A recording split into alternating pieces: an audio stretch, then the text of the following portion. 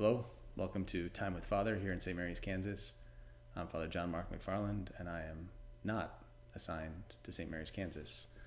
I'm the rector of Our Lady of Sorrows Church, Academy, and Retreat House. It seems for some reason that St. Mary's College needs a sort of defense, as if we really need to explain to people what we're doing and why we do it. It really is based on the fundamentals of Catholic education. And if you're the sort of person who thinks, oh, St. Mary's College isn't that cute, they have their little 2-year thing where kids who can't make up their minds about how they want to spend their life can blow 2 years, then I would suggest that you don't know very much about Catholic education. But unfortunately, this is an attitude that we come across even in the circles of the Society of St. Pius X, even among our own parishioners. And so as a great lover and defender of the college, and as a former professor of the college, I'd like to do my best to provide that defense. We are in desperate need everywhere in the church today of an elite, right? A virtuous, enlightened, resolute, and truly apostolic elite, as St. Pius X once said to a group of cardinals. And where do we find it? Right? These people with these qualifications are not just out there to be snapped up. We, in the Society of St. Pius X, need to make that elite. We need to provide the formation for that elite. And it's tremendously difficult, because how do you make that happen in occasional sermons, spiritual conferences, conversations? Our own schools, certainly secondary schools, should be a good source of material for us, but an 18-year-old is really not fully mature, fully formed, not really sure what he wants to do with himself in the majority of cases. Right? Statistics differ, but things I've read, it said between 50 and 70% of college students change their major at least once, and more than half of them change their majors at least twice. And it's really understandable. Most young people, especially young men, are still trying to figure themselves out, still trying to determine what it is that they want to do. Right? It's part of the idea behind something still surviving in secular schools, general education requirements. Why does everybody have to take history or literature or those kinds of things? It's a Catholic idea to form the complete man further for a couple of years before he makes that decision about where he wants to focus his energies. And we find even among first-year seminarians, especially those who come straight from high school, that they are still immature, still have a long way to go.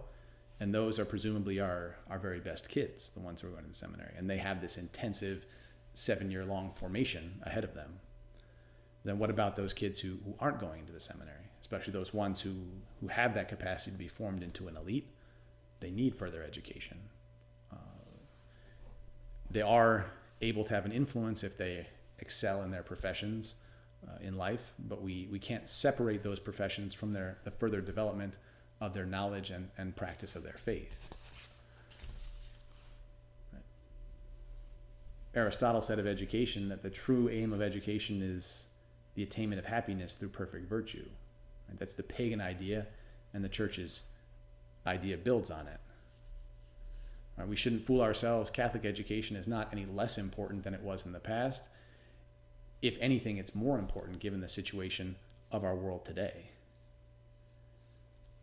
Pius XI, in Divini Ilius Magistri, his encyclical on Christian education, says the following: "It is therefore important to make no mistake in education, as to make no mistake in the pursuit of the last end, with which the whole work of education is intimately and necessarily connected.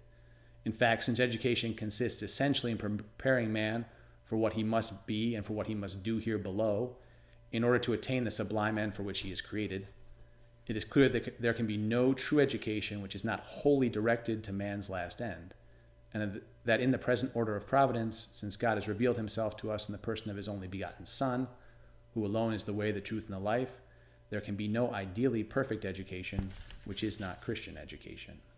And that is Catholic education, traditional Catholic education.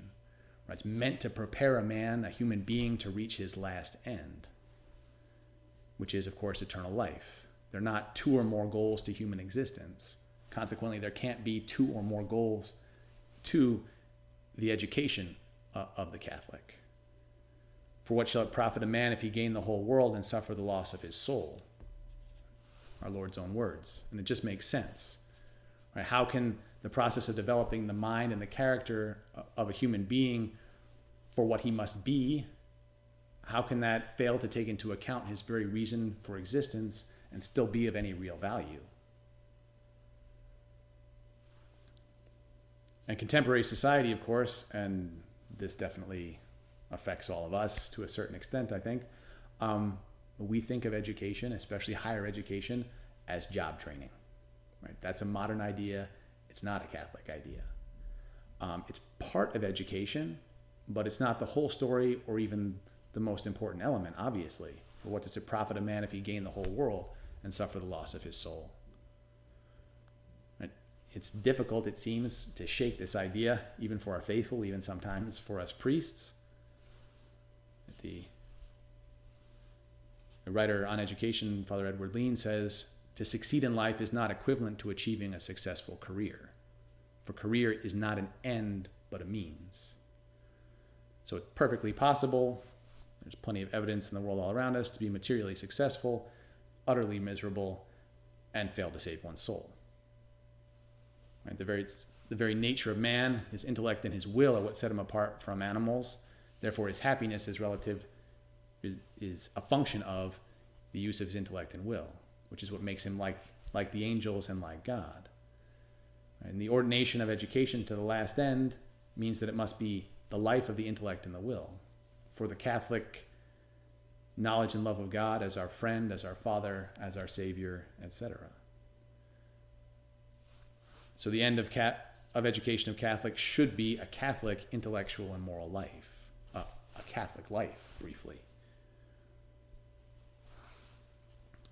And reduction of post-secondary education to acquiring credentials for a profession is reducing it to its material advantages.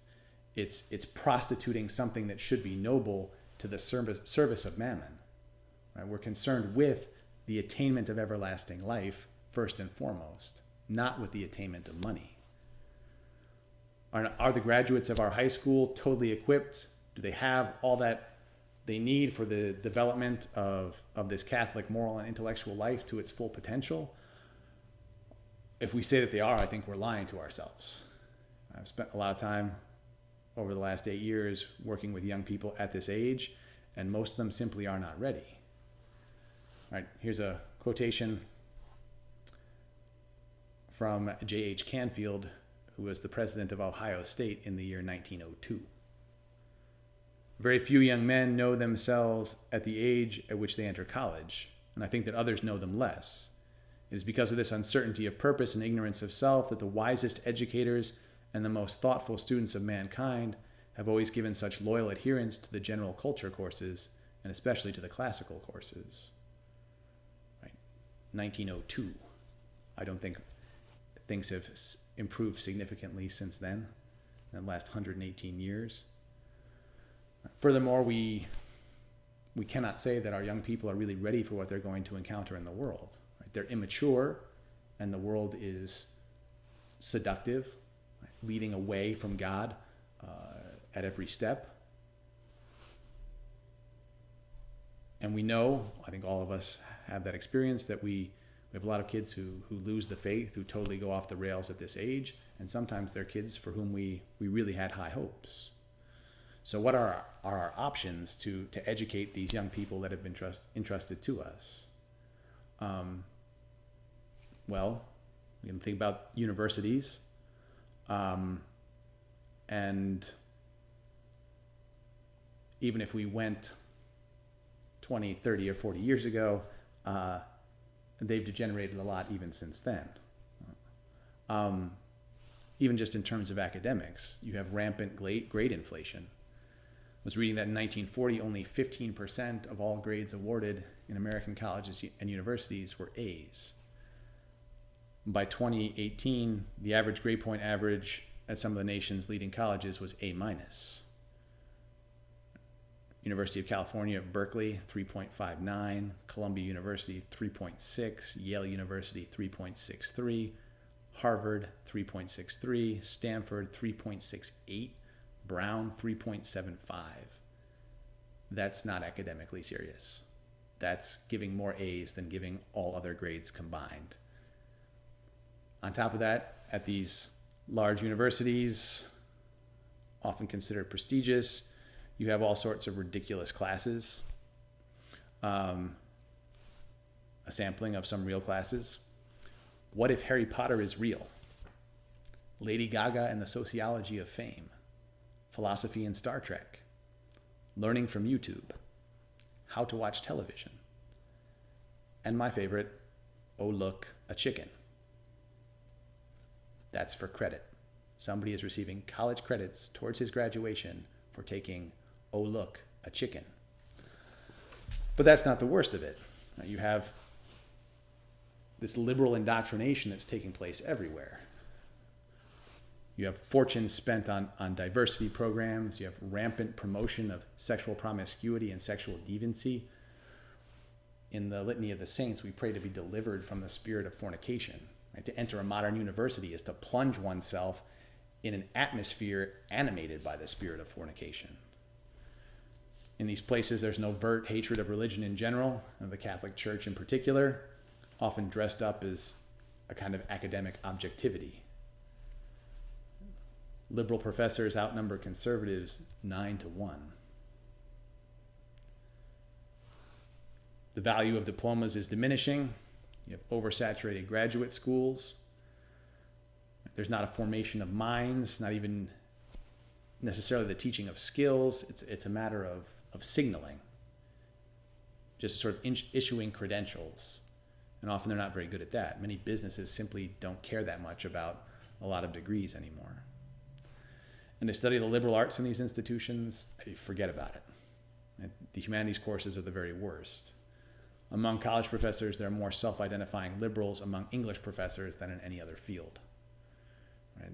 And they're reading garbage modern lit, or they're seeking intersectional narratives in the classics. And what's the cost at these universities? A fortune. Average tuition, state schools in-state, nearly $10,000. State school out-of-state, over $25,000. Private institutions in the neighborhood of $35,000. That's a lot of money to spend on taking Oh Look, a Chicken. And I would say, in any case, I would only recommend for any kid that he go to a university like this for a very specific, very worthwhile goal, right? Knowing the young person well, and that he should know the program that he's entering very well, have studied it thoroughly. He should spend as little time on campus as possible, and should not for a moment consider living on campus. So much for the universities. What about the conservative Catholic liberal arts school? Admittedly, a lot of the above disadvantages are not present. You go to their websites and read about them, and on the surface, they sound like exactly what we traditional Catholics want. But if you dig a little, you look at the course descriptions, check book lists, it's clear that they are enmeshed in the problems of the conciliar church. You have classes on Nostra Aetate, or that have the Catechism of the Catholic Church, or the Revised Standard Edition of the Bible, or Hans Urs von Balthasar, or Romano Guardini, and so on as required texts. These things that are animated by the spirit of modernism. Right, and the cost at these places is, I think in every case that I looked at, more than $30,000 a year. If it was really good, that might be worth spending money on. But again, that's a lot of money to spend on a suboptimal education. Right, in centuries past, Catholic colleges were founded because the secular and the Protestant schools were not considered places to send Catholic youngsters to be formed. The principle is all the more applicable today. Those places are crazier than ever. Academia has lost its mind. It seems obvious that we in the Society of St. Pius X need to provide our own solution. And we have a college. We have St. Mary's College, which is undoubtedly a serious option for a 2-year liberal arts degree, a challenging, balanced liberal arts curriculum. These liberal arts especially favored in the educational program of the church throughout her history because they are tools of learning. It's not just absorption of facts or learning of marketable skills. It's training an intellect how to think. This thought is the life of the mind. When I was graduating college from a large state university, but with my degree in history, people would always ask me, what are you going to do with that? Technical skills are used only in their technical areas. Right? Learning to think, learning the study of history, absorbing the principles of human life through that study of the liberal arts, that's useful for everything. Right? This is valuable for moral formation as well. The liberal arts tie in with all things human. Philosophy, theology, literature, history, Latin, music, math, science, and so on. And you might think, well, you can take those classes at all different sorts of places. And no, you really can't. Not with a true traditional Catholic perspective. And there are no comparable theology classes anywhere but at one of our seminaries. In fact, several St. Mary's theology professors have gone on to teach at our seminaries.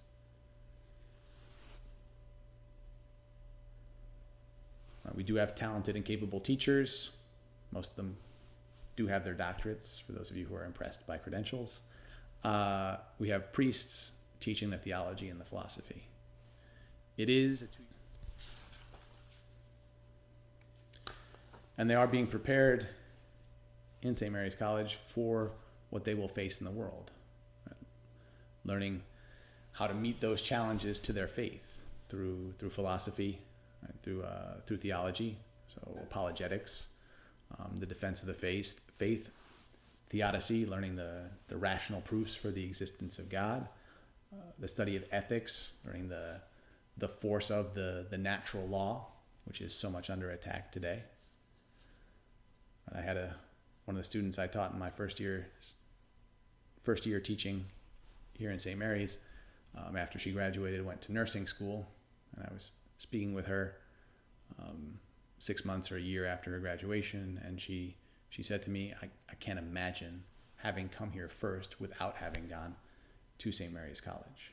And she would have been sucked in by that pressure around her, been unable to defend the things that she believes. The social life of St. Mary's College is an important element as well. It is an all-traditional Catholic environment. There's not a lot of institutions of post-secondary education in the world that can claim that. Generally, they're pretty serious young people coming to the college. Certainly a notable difference. One time I was teaching first year course in the college and 12th grade in the academy here in St. Mary's, and there's a difference, a notable difference, even in just that 1 year and in the mentality between high school and college. The college students want to be there. They really want to learn. They have a higher than average academic ability. They have a much higher than average seriousness about the practice of their Catholic faith. And on that account, the friendships that they form are generally deeper and longer lasting than their high school friendships. Right? And it's not a minor point. When they go to a modern university, with whom are they in contact? There's all sorts of potential for acquiring undesirable associations. Right? Or they have to remain aloof, which is difficult to do. Find their own friends at church, often not having a very large pool of other young people from which to draw. Right? There are plenty of college-specific activities for them in St. Mary's that put them in contact with one another and foster the development of those Catholic friendships. The spiritual element,